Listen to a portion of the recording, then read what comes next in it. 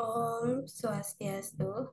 Halo semua, perkenalkan saya Newa Safitri Setiawati dengan NIM 211303107. Pada kesempatan kali ini saya akan membawakan presentasi terkait materi hidrokarbon kelas 11.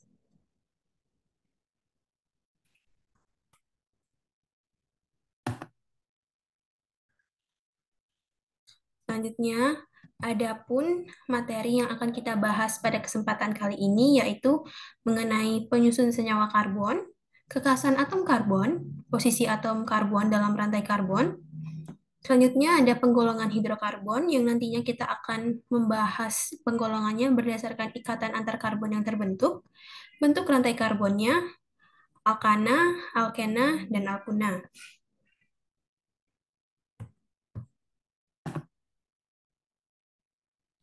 Yang pertama yaitu ada penyusun senyawa karbon. Nah, hidrokarbon tuh apa sih sebenarnya? Kalau kalian tahu, hidrokarbon itu merupakan suatu senyawa yang terdiri dari unsur karbon dan juga hidrogen.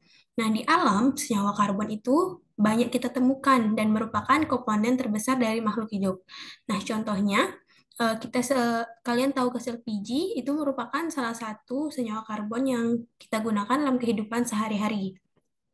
Lalu, unsur karbon dan hidrogen ini dalam senyawa organik itu dapat dibuktikan dengan melakukan uji pembakaran pada suatu sampel organik.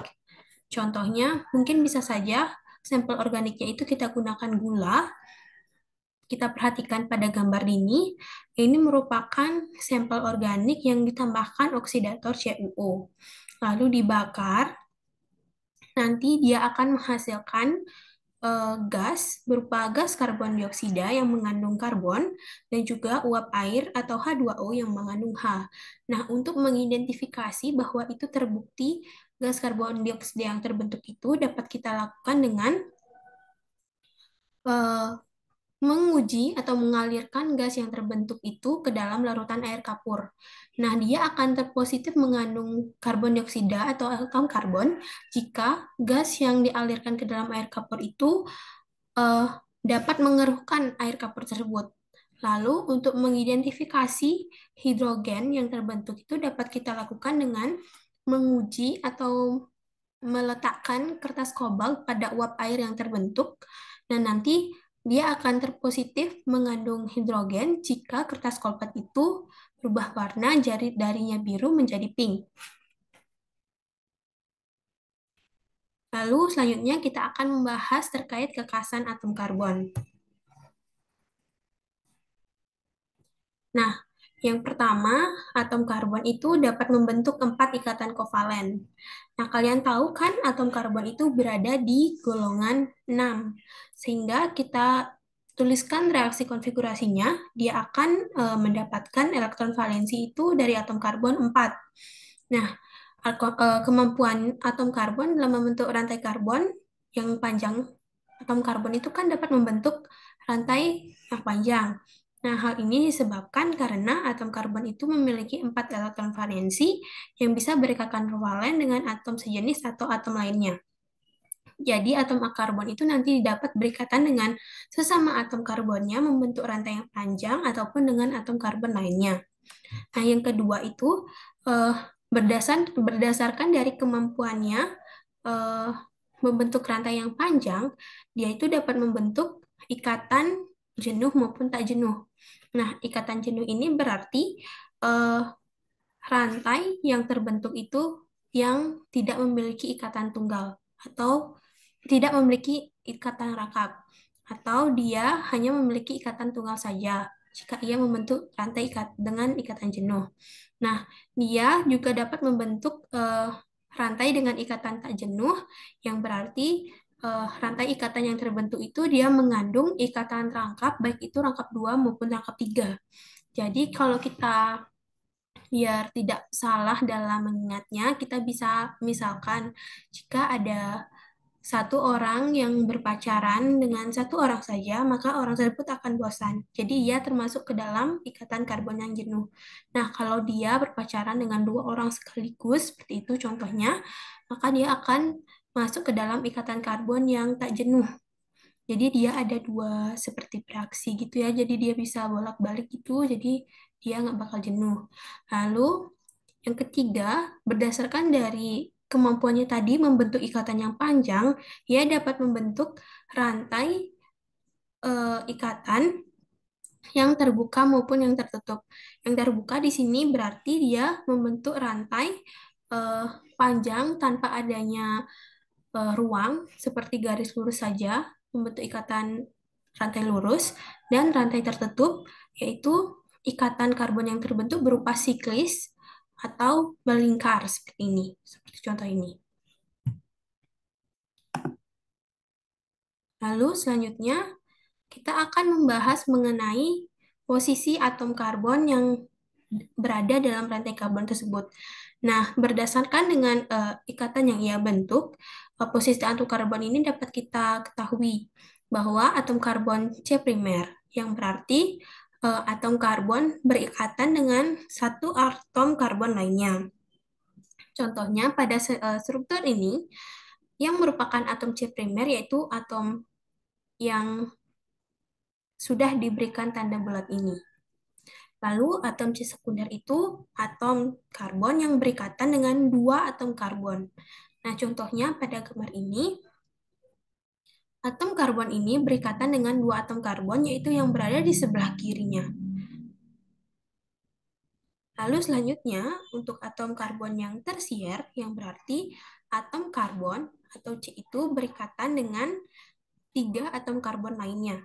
Contohnya pada gambar ini, pada gambar yang diberikan tanda lingkar ini, dia merupakan atom C tersier karena dia berikatan dengan tiga atom C, yaitu ini, dan ini. Lalu, atom C kuartener, yaitu atom C yang berikatan dengan empat atom karbon lainnya. Jadi, dia keempat tangannya itu terisi penuh berikatan dengan sesama atom karbon. Dapat kita lihat pada gambar ini, ia mengikat empat atom karbon. Lalu kita lanjutkan. Ini merupakan contoh soal ya terkait penjelasan tadi. Adik-adik bisa eh, coba untuk latihan di rumah untuk lebih memahami kembali terkait penyusun atom karbon, rantai-rantai yang dibentuk, dan juga menentukan posisi atom karbon dalam suatu struktur senyawa hidrokarbon.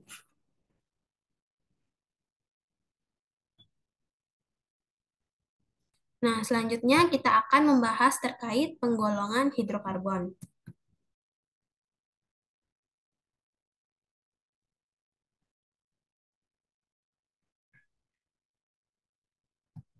Nah, berdasarkan penggolongan hidrokarbon itu, yang pertama berdasarkan bentuk rantai karbonnya.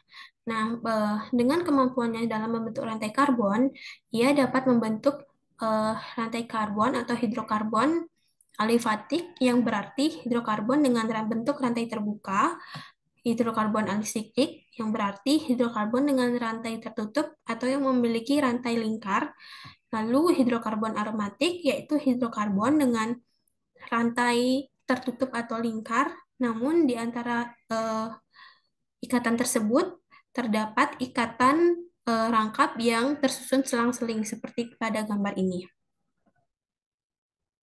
Untuk alifatik itu rantainya terbuka atau rantai lurus tanpa adanya membentuk suatu bangun ruang seperti pada hidrokarbon alisiklik. Nah, aromatik ini termasuk ke dalam alisiklik, namun ia memiliki ikatan rangkap dua yang tersusun selang-seling pada strukturnya.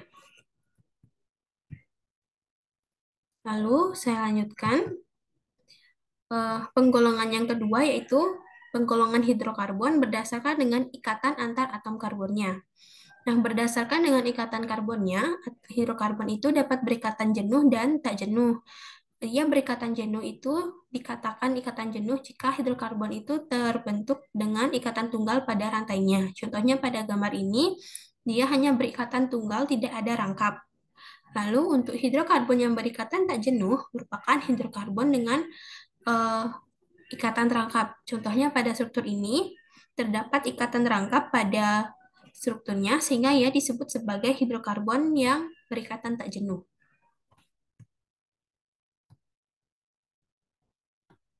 Yang selanjutnya yaitu alkana.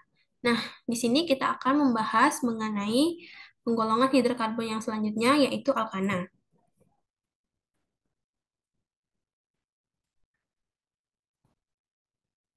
Nah, apa sih itu alkana? Alkana itu memiliki rumus umum CnH2n plus 2. Nah, jika di sini kita berikan contohnya n-nya itu berupa bilangan bulat seperti 1, 2, sampai 10. Kita misalkan di sini kita satu berikan Cn itu satu.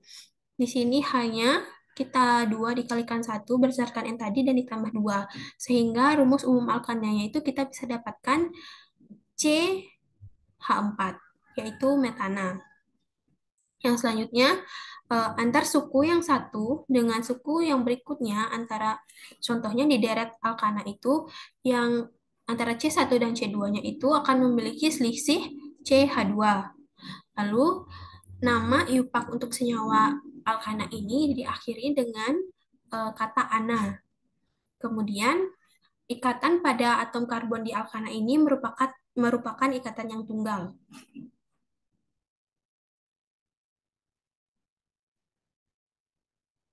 Nah, yang selanjutnya kita akan membahas mengenai deret homolog alkana. Nah, ini merupakan deret homolog untuk alkana. Mohon maaf sebelumnya ini ada terpotong sedikit.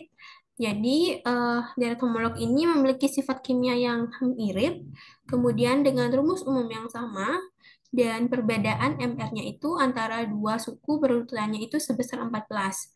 Nah, jika kita lihat berdasarkan panjang rantai karbonnya, semakin panjang rantai karbon yang terbentuk itu, maka titik didihnya itu semakin tinggi.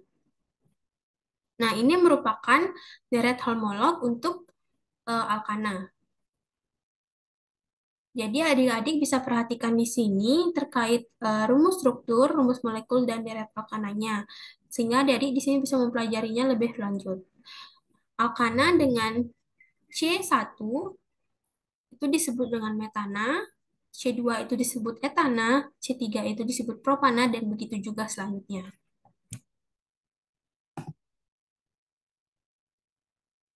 Nah, selanjutnya itu mengenai gugus alkil. Nah, gugus alkil ini merupakan senyawa alkana yang kehilangan satu atom hanya. Sehingga rumus umumnya itu dapat kita tuliskan CnH2n plus 1. Nah, gugus alkil ini biasanya dilambangkan dengan huruf R. Dan penamaan gugusnya juga eh, dengan menggunakan penamaan pada alkana, namun dengan menggantikan akhiran ana menjadi il. Contohnya, untuk rumus alkana CH4, yaitu metana, jika kita hilangkan satu atom hanya, itu menjadi CH3, sehingga dia disebut dengan metil. Nah, hal ini juga berlaku untuk rumus alkana selanjutnya. Lalu ini pada gambar ini merupakan contoh dari gugus-gugus alkil, contohnya etil, metil, propil, isopropil, dan begitu juga seterusnya. Nah, selanjutnya mengenai tata nama alkana.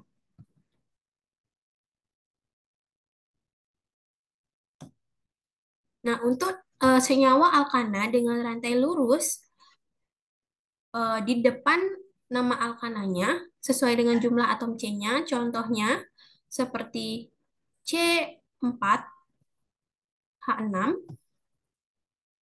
kita beri kata N di depannya atau normal. Contohnya ini, N-butana, N-pentana. Ini merupakan alkana dengan jumlah atom C-nya itu sebesar 1, 2, 3, 4, 5. Sehingga ya diberi nama N-pentana. Selanjutnya, senyawa alkana dengan rantai bercabang, kita tentukan penamaannya itu dengan yang pertama kita tentukan dulu rantai pokok utamanya, yaitu kita harus mencari rantai terpanjang sebagai nama alkananya. Yang kedua, kita berikan nomor atom C yang dimulai dari ujung yang paling dekat dengan cabang. Yang ketiga, tentukan letak nama cabangnya atau alkin yang ada dengan mempertimbangkan letak cabang itu dinyatakan dengan angka, Jumlah cabang sejenis dinyatakan dengan awalan di tritetra. Jadi, jika ada lebih dari satu cabang, bisa kita berikan awalan di tritetra atau yang lainnya. Lalu, jika ada lebih dari satu jenis cabang, contohnya etil dan metil, urutan penyebutannya itu sesuai abjad, huruf terdepan nama cabangnya. Misalnya, dalam satu struktur hidup ada cabang etil dan metil.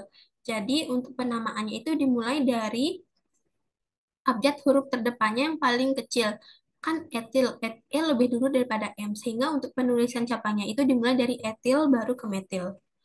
Nah, untuk penulisan namanya itu dimulai dari letak posisi cabangnya atau nomor cabangnya yang diikuti dengan nama cabang, kemudian nama rantai pokok alkana. Contohnya pada senyawa ini, pada struktur ini, itu kita tentukan rantai yang terpanjang dulu, yaitu ada 4, yaitu sehingga kita beri nama senyawa ini yaitu butana. Lalu kita berikan nomor dari yang paling dekat dengan cabangnya itu dari yang sebelah kiri, sehingga struktur ini diberi nama 2-metil butana. Nah, selanjutnya kita akan membahas alkena. Nah, alkena ini hampir sama dengan alkana, namun perbedaannya dalam akhirannya itu diganti dengan kata ena, sesuai dengan nama iopaknya. Dan untuk rumus umum alkena itu CnH2n. Jika N-nya ini 2, maka hanya itu 4. Nah, antara suku yang satu dengan suku yang berikutnya itu juga memiliki selisih H2. Dan pada ikatan atom karbonnya, ia terdapat ikatan rangkap 2 untuk alkena. Yang selanjutnya yaitu deret homolog alkena. Nah, sama seperti yang sebelumnya, ini merupakan deret homolog untuk alkena. Jadi adik-adik bisa cermati kembali terkait rumus struktur ini dan supaya nanti bisa dipahami juga lebih lanjut. Yang selanjutnya yaitu mengenai tata nama untuk alkena. Untuk yang pertama yaitu mengenai tata nama senyawa alkena dengan rantai lurus. Nah, penamaan tata nama senyawa alkena ini berbeda dengan alkana pada rantai lurusnya. Nah, untuk penamaannya pada rantai yang lurus itu diberikan nomor yang dimulai dari ujung rantai yang paling dekat dengan ikatan rangkapnya. Contohnya, pada struktur ini ada ikatan rangkap di nomor 2, sehingga eh, dalam penomorannya kita mulai dari sebelah kanan yang paling dekat dengan rangkapnya, sehingga struktur ini diberi nama 2 pentena. Lalu untuk tata nama senyawa alkena yang rantai cabang itu hampir sama dengan tata nama senyawa alkana, namun di sini untuk penomorannya itu dimulai dari ujung yang paling dekat dengan ikatan rangkapnya, bukan dari cabang terdekat. Saya tekankan, dimulai dari ikatan rangkapnya untuk penomoran, bukan dari cabang terdekat. Nah, untuk cabangnya itu, letak cabang itu kurang lebih sama dengan eh, dalam tata nama senyawa alkana sebelumnya, dan untuk penulisan namanya itu dimulai dari letak posisi cabang atau nomor cabangnya, yang diikuti dengan nama cabang, kemudian diikuti dengan nomor ikatan rangkapnya, dan juga nama dari rantai pokok alkana tersebut. Nah, contohnya pada struktur ini, kita cari dulu, tentukan rantai yang terpanjang, yaitu ini, ada 4. Lalu kita beri nomor dari eh, yang paling dekat dengan rantai atau ikatan rangkapnya, yaitu dari kiri. Sehingga struktur ini diberi nama 1, 2, berdasarkan dengan penulisan nama ini, ada 2 metil di struktur nomor 2 dan kemudian diikuti dengan nomor rangkapnya ada di nomor 1 ya, dan diikuti dengan nama rantai alkenanya yaitu butena. Sehingga namanya itu 2 metil 1 butena. Yang selanjutnya kita akan membahas mengenai alkuna. Nah, alkuna ini kurang lebih sama seperti alkena yang sebelumnya, namun perbedaannya yaitu rumus umumnya itu CnH2n-2 dan untuk nama iupaknya itu diberikan akhiran una serta ikatan yang berada pada alkuna ini merupakan ikatan rangka 3. Kemudian untuk rumus deret alkuna ini bisa kita lihat ini una-una semua karena diakhiri dengan kata una. Nah, nanti bisa dicermati kembali dan juga dihafalkan terkait deret homolog dari alkuna ini. Kemudian untuk tata namanya kurang lebih sama seperti tata nama di senyawa alkena tadi. Nah, untuk yang penamaan rantai lurusnya itu sama, diberikan nomor dimulai dari ujung rantai yang paling dekat dengan ikatan rangkapnya. Contohnya pada struktur ini, dimulai dari nomor kanan, karena jika dilihat dari kanan ini 1, 2, maka rangkapnya itu berada di nomor 2. Kalau di dari kiri 1, 2, 3, rangkapnya itu berada dari nomor 3. Sehingga kita berikan nomor dari rangkap yang paling kanan agar mendapatkan nomor yang terkecil dan namanya itu 2 pentuna. Nah, untuk tata nama senyawa alkuna yang rantai bercabang kurang lebih sama seperti tata nama senyawa untuk alkena yang rantai bercabang. Langsung saja saya contohkan. Yang pertama kita cari eh, tentukan rantai pokok utama atau rantai yang terpanjangnya, yaitu pada gambar ini ada 1, 2, 3, 4, ada 4, sehingga ia mendapatkan rantai pokok itu butuna. Lalu pada 1, 2, 3, pada nomor 3 itu ada cabang metil, sehingga kita beri nama untuk struktur ini yaitu 3 metil. Pada nomor 1 ada rangkap, 1 butena. Nah, selanjutnya contoh soal. Nah, untuk adik-adik bisa menjawab contoh soal ini sebagai latihan untuk melatih juga dan juga melihat sebagaimana pahamnya adik-adik terkait senyawa hidrokarbon ini. Yang pertama ini, adik-adik diminta untuk menuliskan rumus struktur untuk senyawa hidrokarbon ini, yang berikut ini, dan kemudian yang kedua, menuliskan nama IUPAC dan rumus molekul untuk senyawa hidrokarbon berikut. Jadi untuk melatih keterampilan dan pengetahuan adik-adik terkait senyawa hidrokarbon ini, silakan dikerjakan soal-soal yang berada pada PPT ini. Nah, baik, sekian tadi presentasi saya terkait hidrokarbon. Mohon maaf sebelumnya apabila ada kesalahan kata atau kesalahan dalam menyampaikan materi. Saya ucapkan terima kasih. Om, Santi, Santi, Santi, Om. Sampai berjumpa di video pembahasan selanjutnya.